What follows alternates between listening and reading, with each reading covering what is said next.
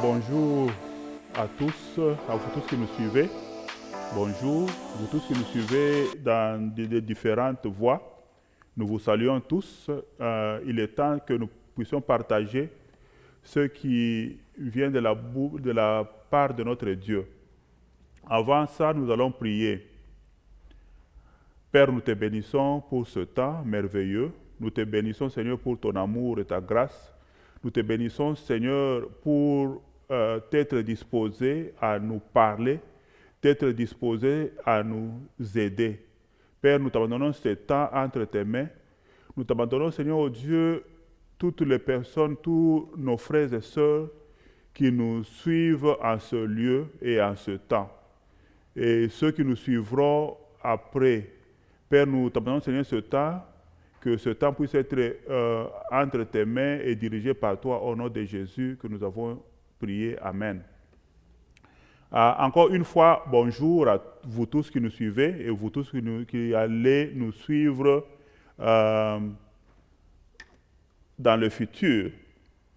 Aujourd'hui, nous allons parler sur Genèse chapitre 4, verset 3 à 16. Nous allons lire de 3 à 16. Et le titre de notre message aujourd'hui, c'est domine sur le péché et ses plaisirs. Domine sur le péché et ses plaisirs.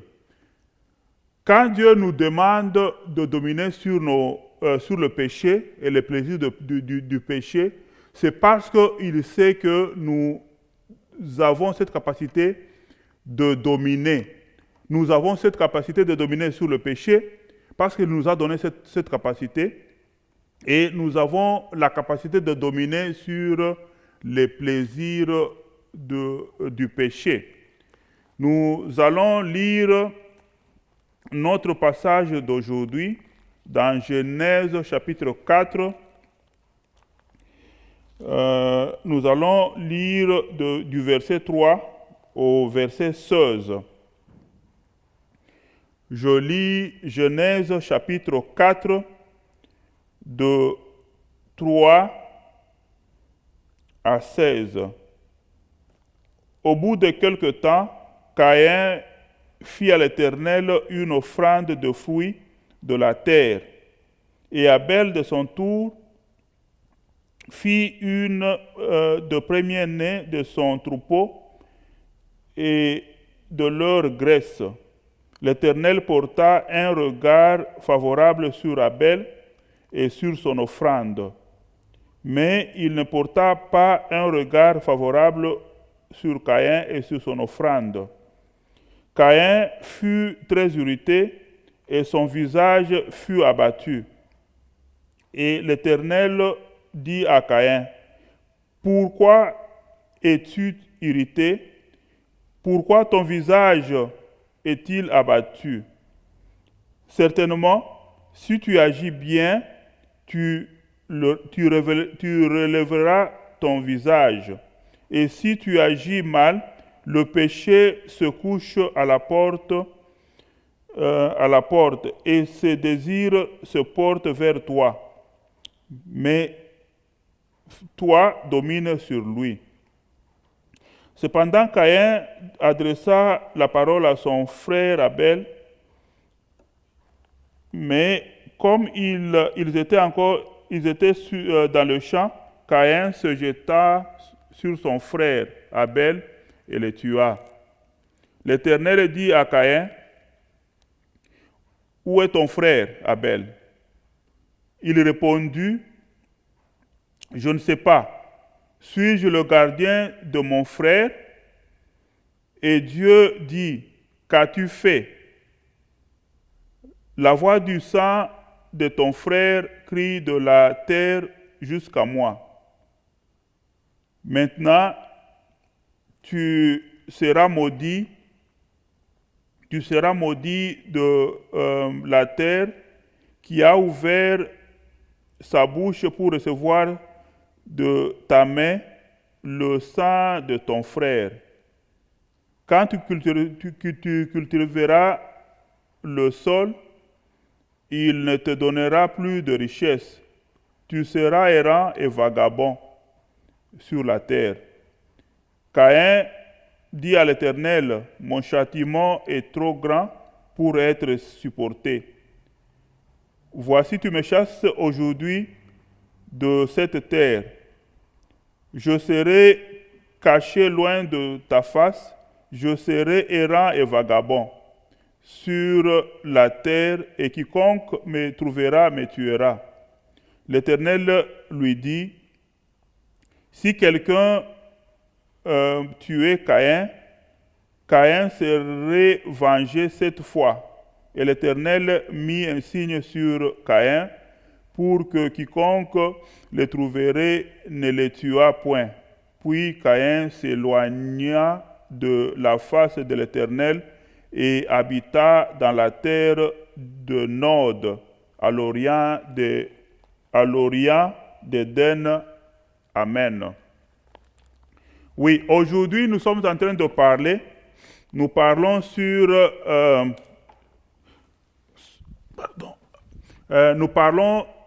sur l'histoire de Caïn et Abel, l'histoire que nous connaissons tous bien. Mais aujourd'hui, Dieu a quelque chose qu'il va communiquer à toi. Dieu a quelque chose qu'il va communiquer à ma sœur. Dieu a quelque chose qu'il va communiquer à moi. Nous venons de lire dans le livre de Genèse ici, chapitre 4, et nous avons commencé par le verset 3. Et moi, je vous demanderai de commencer par le commencement, par le verset 1, dans votre lecture personnelle. Ça, c'est après la tombée d'Adam et Ève qui ont été méconduits par le serpent, par le diable.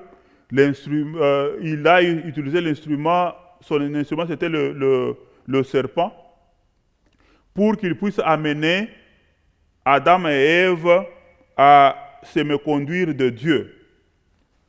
Et Adam et Ève s'étaient méconduits de Dieu et ils ont abandonné Dieu, ils ont abandonné la parole de Dieu et ils ont suivi la parole du serpent. Le serpent a parlé à Ève et Ève a parlé à Adam. Et tous sont tombés. Et nous, aujourd'hui, nous allons nous étaler sur la suite. Dans ce passage, dans cette partie où nous sommes en train de partager, nous allons voir premièrement les personnages qui sont inclus dans cette pièce. Ici, nous avons Adam, nous avons Ève, eux qui sont les parents biologiques selon le monde de Caïn et Abel. Et nous allons voir qu'il y a Caïn lui-même et il y a Abel. Et il y a une quatrième personne, il y a un quatrième personnage que nous tendons oublier, que nous tendons mettre à côté, c'est Dieu lui-même. Nous avons 5 personnages. Nous avons Adam et Ève, nous avons Caïn et Abel, et nous avons Dieu lui-même. Peut-être Dieu a tendance de ne pas se voir avec nos yeux humains. La deuxième partie, pourquoi est-ce que nous sommes créés? Pourquoi existes-tu? Pourquoi existe-je? Pourquoi est-ce que tu existes dans ce monde? Notre raison d'être. Nous sommes créés, nous sommes ici pour aimer Dieu, pour servir notre Dieu. Et quand nous servons notre Dieu, nous sommes en train de le manifester devant notre prochain. Tu aimes Dieu et cela va être vu quand tu aimes ton prochain. Ton prochain ici se réfère à ce que Dieu a dit à Caïn. Où est ton frère Abel? Ton prochain, c'est ton frère. Tout celui que tu vois à côté de toi, c'est ton prochain. Tout celui que tu vois à côté de toi, c'est ton frère, c'est ta sœur. Nous sommes, toi et moi, créés pour aimer Dieu, le servir, et nous le servons au travers de nos prochains, de nos frères et sœurs. Caïn n'avait pas montré son amour envers son Dieu. Caïn n'avait pas montré son amour envers son frère, envers son prochain. Et nous verrons que Abel avait de l'amour envers Dieu et il avait de l'amour envers son frère Caïn. Sommes-nous tous fils et filles de Dieu? Ce sont des questions que la plupart des gens se posent. Est-ce que tu es le fils de Dieu? Même au monde, le monde dit tel père, tel fils. On peut même inverser ça, tel fils, tel père. On reconnaît un père au travers du fils. Et on reconnaît le fils au travers du père. On peut associer ces deux. On peut se dire que, non, même si je ne sais pas que celui-là c'est le fils de John, mais son visage montre qu'il est le fils de John. Même si je le connais, même si son visage ne se ressemble pas à celui de John, il agit comme John. Il fait des choses comme John. Et à ce temps-là, on peut associer le fils au père. Sommes-nous tous fils et filles de Dieu? Oui, nous pouvons être tous filles et fils de notre Dieu si nous avons l'esprit de notre Dieu. Dieu, quand il nous a créés, il nous a donné son esprit pour que nous puissions ressembler à lui, pour que nous puissions être comme lui, pour que nous puissions agir comme lui, pour que nous puissions aimer comme lui, pour que nous puissions faire tout ce que... Donc, être l'attribut de Dieu et le représenter dans ce monde. Nous sommes tous fils et filles de Dieu. Nous sommes tous filles et fils de Dieu si nous avons l'Esprit de Dieu.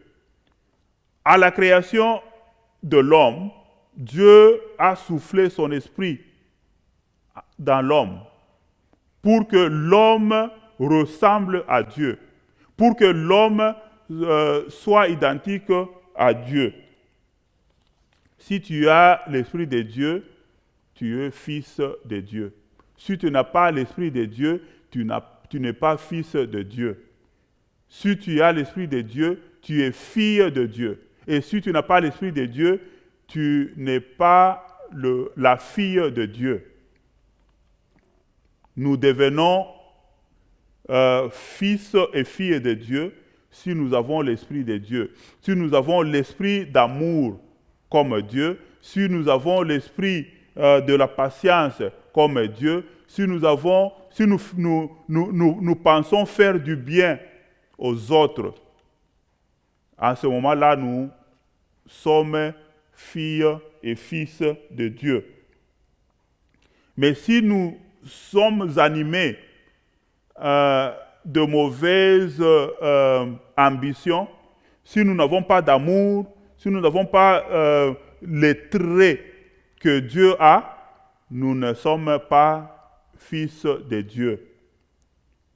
Dieu a donné son esprit à tout le monde, à sa création. Et même à Caïn. Dieu a donné son esprit à Caïn. Ils sont tous fils de Dieu. Mais il peut arriver que nous étouffons l'esprit de Dieu que Dieu nous a donné. Nous l'étouffons avec nos mauvaises actions que nous faisons, nous l'étouffions. Et si nous étouffions l'esprit de Dieu, si nous irritons l'esprit de Dieu, cet esprit va s'éteindre, cet esprit va arrêter de travailler, il peut même quitter. Et si cet esprit nous quitte, nous ne sommes plus fils et filles de Dieu. Nous avons été créés à l'image de notre Dieu. Nous avons été créés à la ressemblance de notre Dieu, par l'esprit que Dieu nous a donné, l'esprit qui crie à nous, Abba Père. Cet esprit ramène Dieu à nous, cet esprit nous ramène à Dieu. Dieu nous aime tous. L'amour de notre Dieu n'est pas limité à une ou à une autre personne. Dieu nous aime tous. Comme Dieu a créé, comme Dieu t'a créé, Dieu m'a créé aussi de la même façon. Dieu a créé l'autre de la même façon. Il a mis son esprit en lui pour que nous puissions être en relation continue avec lui. Dieu nous aime tous. Il a donné son esprit à chacun de nous. Même à Caïn, Dieu a donné l'esprit. Dieu nous a tous aimés et il ne veut pas que quelqu'un meure. Il ne veut pas que quelqu'un meure dans le péché. Et même dans ce cas ici, nous voyons que Dieu prévient à Caïn. Il lui prévient. Dieu voit le mal venir.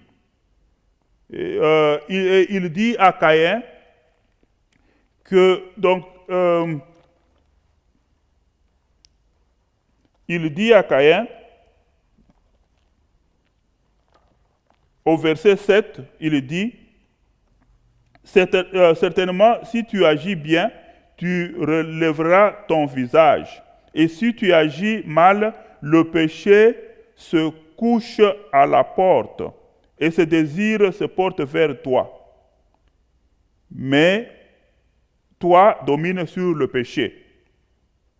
Et même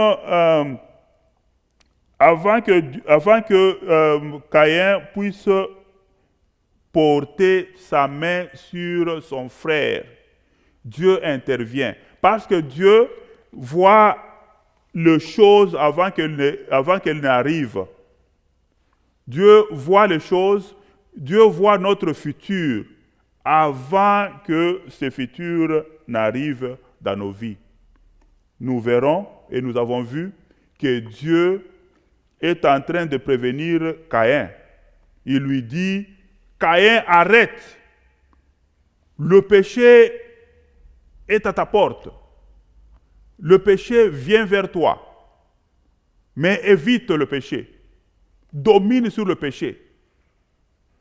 Domine sur ses désirs. domine sur le péché Caïn. Et quand Dieu donne un ordre à toi, et quand Dieu donne un ordre à moi, il sait que je suis capable, il sait que tu es capable de faire cet ordre-là. Il sait que tu es capable. Il ne savait pas que s'il savait que tu n'étais pas capable, il pouvait t'aider à le faire.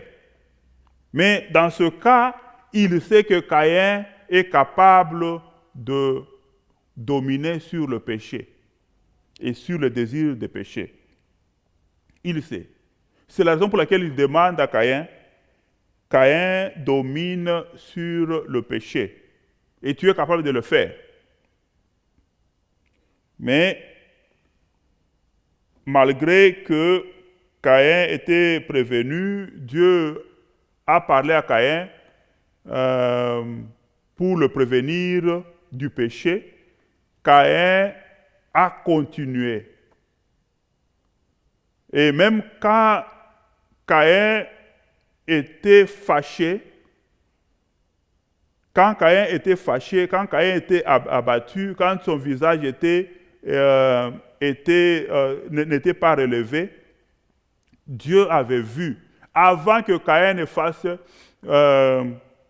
fasse quelque chose, Dieu avait vu. Et Dieu a prévenu à Caïn, mais Caïn a continué. Caïn était le fils de la perdition. Même ceux qui se perdent, même ceux qui se sauvent, ceux qui sont sauvés par Dieu, Dieu nous aime tous, mais Dieu n'aime pas le péché. Dieu n'aime pas le péché, mais il nous aime tous. Raison pour laquelle, avant que Caïn ne tombe, Dieu avait accouru vers Caïn pour lui prévenir. Dieu est là toujours pour nous prévenir. Est-ce que nous pouvons nous demander ici, comment est-ce que et pourquoi Caïn était puni avant que les 10 commandements de Dieu ne puissent arriver avec Moïse. Dieu, quand il nous a créés, nous a donné l'Esprit de Dieu. Il nous a donné son Esprit pour que nous puissions choisir ce qui est bon de le faire et refuser ce qui est mauvais de ne pas le faire. Donc, ayant l'Esprit de Dieu nous dit ce qui est mauvais et ce qui est bon à faire. Donc, nous avons le choix. Nous avons l'Esprit de Dieu qui nous parle à tout moment. L'Esprit de Dieu parle dans notre soubassement. Il nous parle à tout moment. Malgré tout, Caïn s'engagea à faire le mal. Il se décida à faire le mal, malgré que Dieu lui a parlé, malgré que Dieu lui a prévenu. Mais Caïn fait toujours du mal. Caïn fait du mal. Il avait le choix de choisir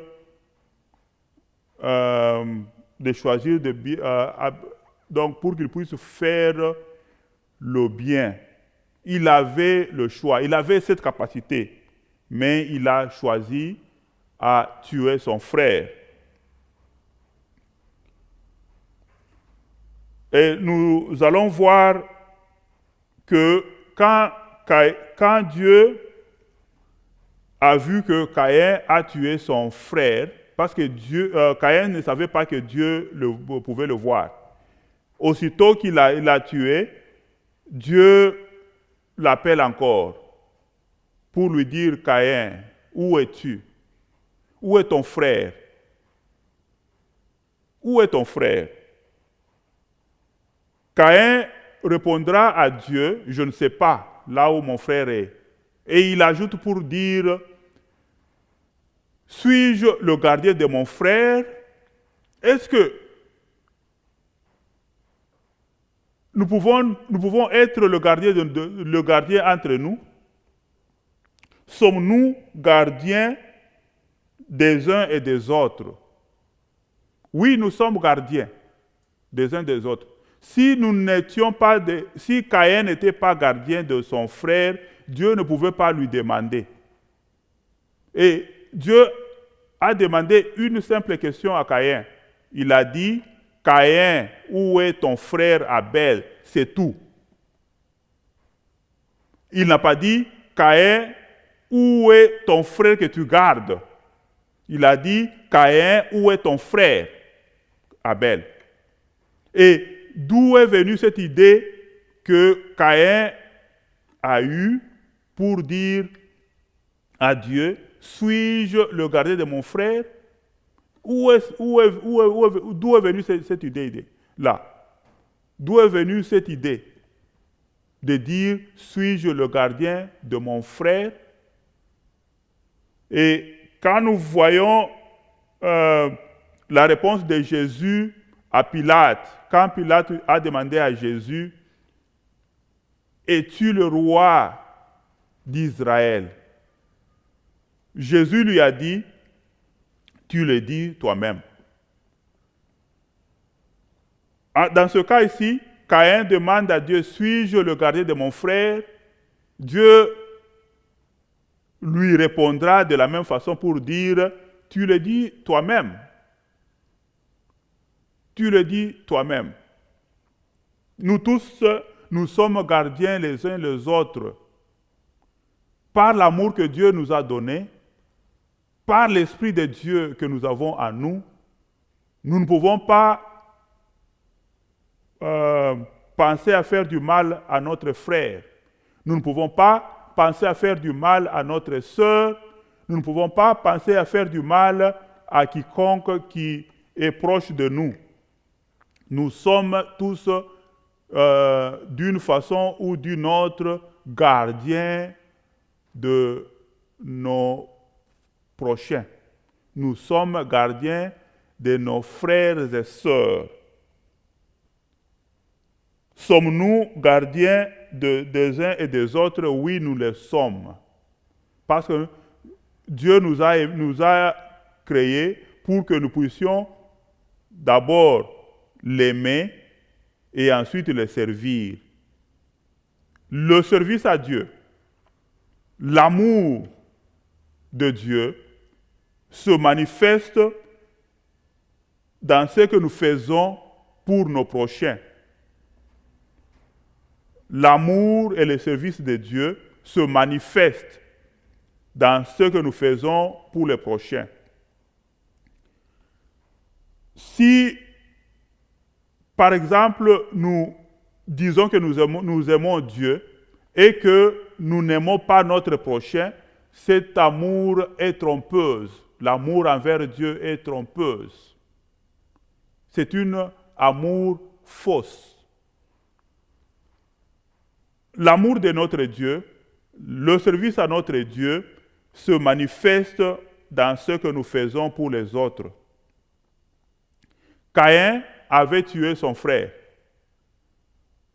Et cette tuerie, nous pouvons dire qu'elle a été manifeste. Elle a été matérialisée. Elle est matérielle. Mais nous pouvons nous tuer entre nous dans plusieurs actes. Nous pouvons nous tuer quand nous volons, quand nous mentons, quand nous détruisons tous les commandements de notre Dieu que Dieu a donné à Moïse. Nous pouvons tuer quelqu'un moralement, nous pouvons tuer quelqu'un physiquement, nous pouvons tuer quelqu'un de plusieurs façons. Et en Afrique du Sud, nous avons un problème où les hommes tuent les femmes. Et souvent ils tuent les innocents, les femmes qui sont innocentes. Nous allons nous étaler ici, sommes-nous gardiens des uns et des autres? La réponse a été toujours oui, nous sommes gardiens. La femme est gardienne de son mari. Le mari est gardien de sa femme. Et nous devons nous aimer pour que nous puissions être des gardiens les uns les autres. Pour que nous puissions exercer cette fonction très bien, nous devons nous aimer entre nous-mêmes. Pour que tu puisses garder ton prochain, pour que tu puisses garder ta sœur, pour que tu puisses bien garder ton frère, tu dois aimer Dieu. Et cet amour est triangulaire. Avant que tu n'aimes ton frère, aime d'abord ton Dieu. Avant que tu n'aimes ta sœur, aime d'abord ton Dieu. Avant que tu ne tues ton frère ou ta sœur, regarde d'abord à Dieu. Et tout ce que tu feras à ton frère, tout ce que tu feras à ta sœur, sache que tu l'as fait à Dieu. Parce que tout ce que nous faisons sur la terre, si nous le faisons bien, nous rendons service à notre Dieu. Si nous le faisons mal, nous faisons dommage à notre Dieu. Est-ce que tu aimes Dieu? Mon frère, est-ce que tu aimes Dieu? Ma sœur, est-ce que tu aimes Dieu? Si mon frère, tu aimes Dieu, arrête de tuer les femmes. Si tu aimes Dieu, arrête de tuer les femmes, et je parle spécialement à l'Afrique du Sud.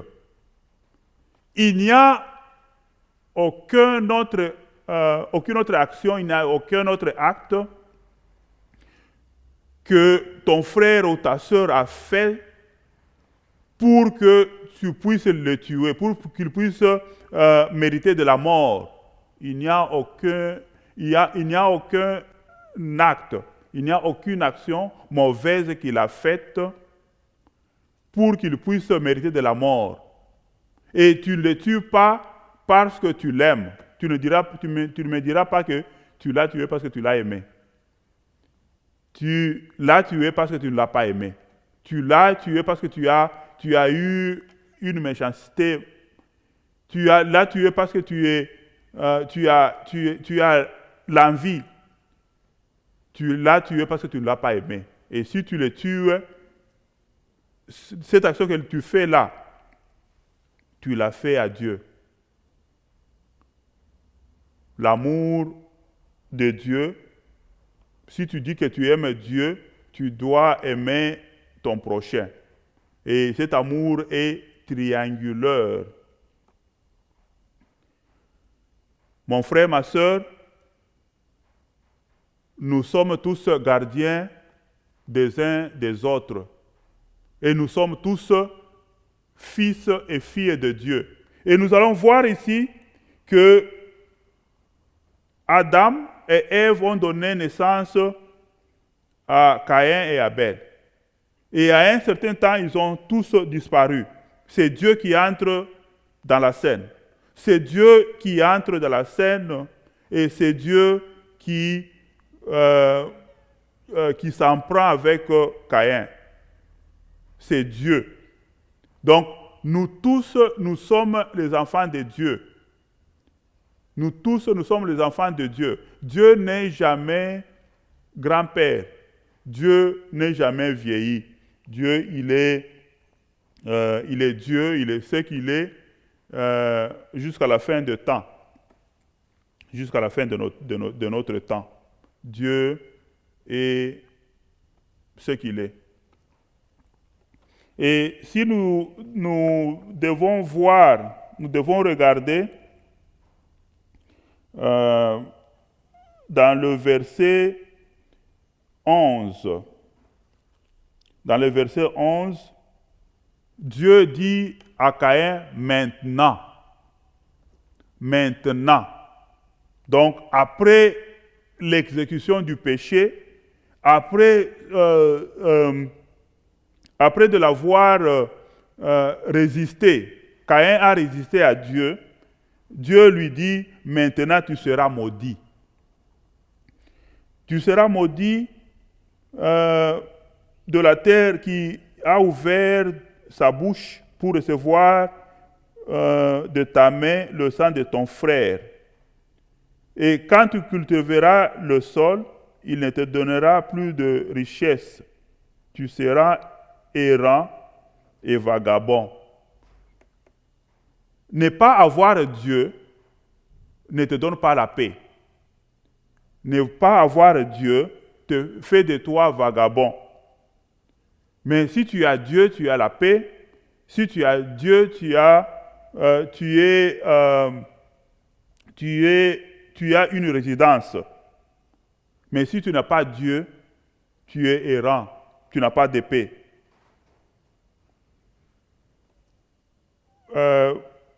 Ne pas avoir Dieu, c'est être mort.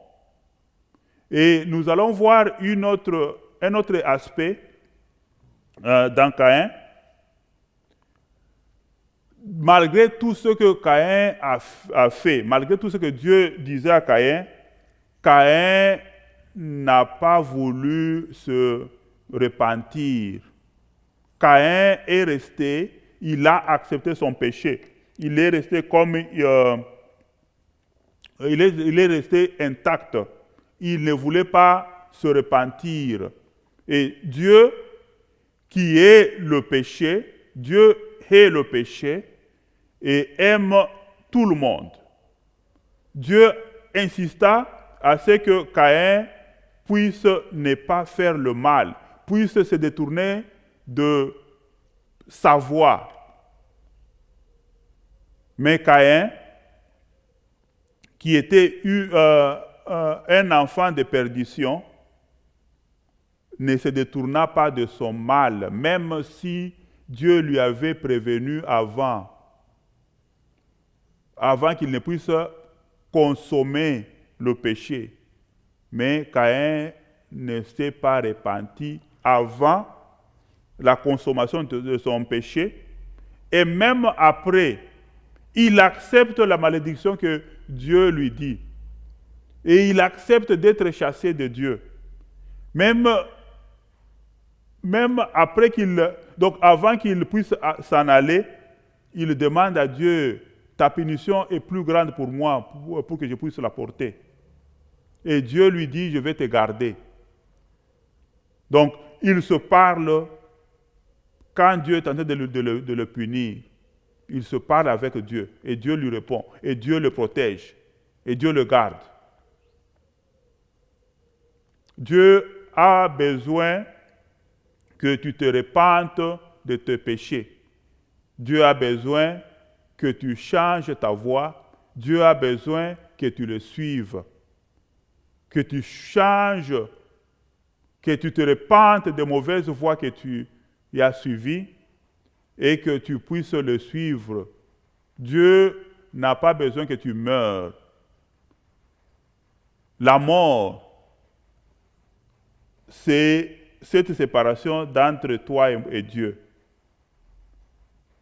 La mort, c'est cette séparation d'entre toi et Dieu. Et la vie, c'est avoir Dieu. La vie sur terre, c'est avoir Dieu. Si tu n'as pas Dieu, tu es mort. Si tu n'as pas Dieu, tu es mort. Tu peux être vivant. Tu peux être vivant aujourd'hui, mais tu n'as pas de vie. Tu n'as pas de sécurité. Tu n'as pas de paix. Mais si tu as Dieu, tu as la sécurité, tu as la vie et tu as Dieu. Caïn, nous pouvons tous être des Caïns. Nous pouvons tous être des Caïns. Dieu est en train de nous appeler tous à dominer sur le péché et ses plaisirs. Caïn, pour lui, ça s'est aggravé parce que il est allé jusqu'à consommer le péché. Mais nous tous, nous pouvons être des Caïns. Peut-être toi, tu as entendu la prévention de notre Dieu et tu as agi avant de consommer le péché. Il y a certaines personnes qui agissent avant de consommer le péché et il y a certaines personnes qui agissent après avoir consommé d'une façon ou d'une autre. Nous sommes tous de Caïn. Nous sommes la même chose. Nous sommes sauvés par la grâce de notre Dieu. Et nous devons exercer une certaine petite action pour que nous puissions montrer notre choix d'être avec Dieu. Mon frère, ma sœur, domine sur le péché et ses plaisirs, car le péché est à ta porte. Le péché est si proche de toi. Le péché est si proche de toi, mais domine-le. Le péché est si proche de moi, je suis demandé à le dominer. Que Dieu bénisse cette parole.